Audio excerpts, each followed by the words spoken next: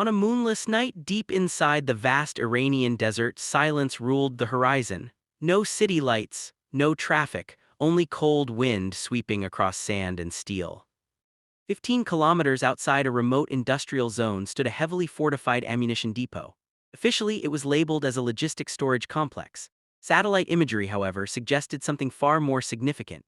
Intelligence analysts believed the facility housed nearly 5,000 tons of high-grade military explosives, artillery shells, missile warheads, and advanced demolition stockpiles. For months, surveillance drones orbited at extreme altitude. Signals intelligence intercepted encrypted communications, patterns of guarded convoys entering at night, increased perimeter patrols, surface-to-air missile systems activated after sunset. Something important was being protected. Thousands of miles away, inside a secure operations center, a digital map glowed under dim red lighting. Analysts tracked live satellite feeds. Weather conditions, clear, wind speed minimal, visibility optimal. The order was simple. Neutralize the depot. 02:10 a.m. local time. Two MH-47 helicopters lifted off from an undisclosed forward staging area.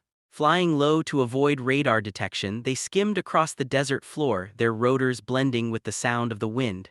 Inside, 24 U.S. Rangers sat in silence. No unnecessary movement, no conversation. Night vision goggles lowered, weapons secured, every soldier understood the margin for error was zero. 02:17 a.m.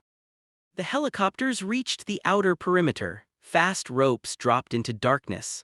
One by one, Rangers descended into the sand below. Within seconds, both aircraft veered off to holding patterns beyond visual range. The first objective, perimeter control. A watchtower guard scanned the empty horizon, unaware he was already being observed through thermal optics. A suppressed shot broke the silence. The guard fell before he could react. Simultaneously, a second team moved toward the eastern security gate. Using compact breaching charges, they disabled the lock mechanism. The explosion was controlled, precise, loud enough to open steel, quiet enough to avoid immediate alarm. Inside the compound, red emergency lights flickered as backup systems activated. But confusion had already begun. The Rangers moved with disciplined speed, clearing corridors, securing control rooms, disabling communications. A technician reached for an alarm switch. He was restrained within seconds.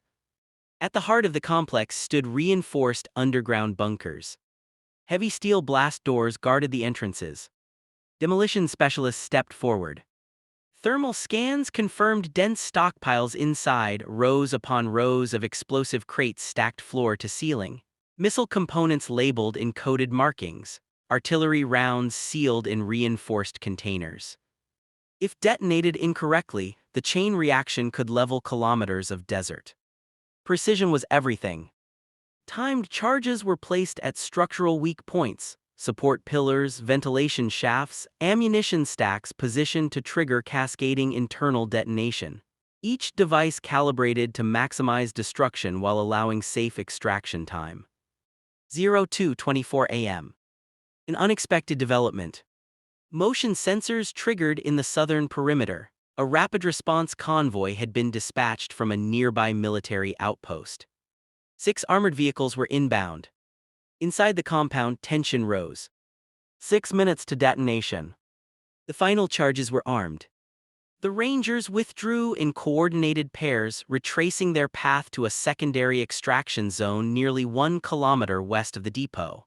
Desert wind masked their movement. Overhead, the helicopters returned at low altitude, guided by encrypted signals. In the distance, headlights pierced the night as the response convoy approached the main gate, now partially destroyed. 02:28 a.m. The first Ranger boarded the helicopter, then the second, then the third. A distant shout echoed from the compound. 02:29 a.m. The desert erupted. A blinding flash tore through the darkness, followed by a shockwave that rolled across the sand like a tidal force. The first bunker collapsed inward as internal charges ignited stored explosives. The second detonated milliseconds later, triggering a chain reaction across the entire facility. Fireballs surged into the sky, towering hundreds of meters high. Armored vehicles near the entrance were thrown sideways by the blast wave.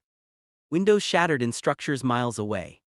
Seismic monitoring stations across the region registered what initially appeared to be a minor earthquake. But this was no natural event. From the helicopter, rangers watched the inferno expand beneath them.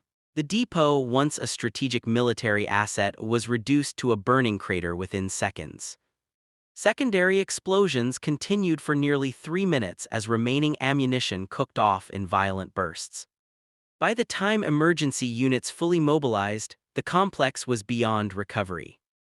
The helicopters disappeared into darkness, flying nap-of-the-earth routes toward international airspace. No insignias, no public acknowledgement. At sunrise, reconnaissance satellites captured the aftermath. Where reinforced bunkers once stood, only smoke and twisted steel remained, a blackened scar carved into the desert floor.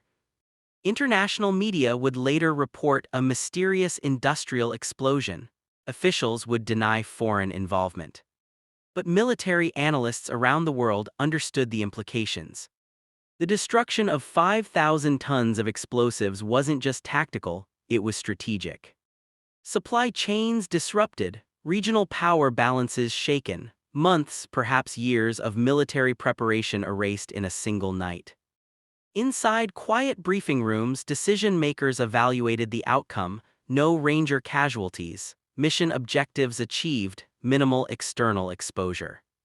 A near-perfect execution. Yet beyond strategy and geopolitics, the mission demonstrated something more powerful: precision. Not overwhelming force, not prolonged conflict. A single calculated strike. In modern warfare, battles are not always fought on open fields. They unfold in silence, in shadows, in operations that never officially exist. For the Rangers involved, there would be no medals displayed publicly, no speeches, no headlines. Only classified reports and a memory of the night the desert turned into daylight. And somewhere beneath layers of ash and sand, the remnants of a once-hidden arsenal would remain, a reminder that in the world of covert operations, silence can be more powerful than noise.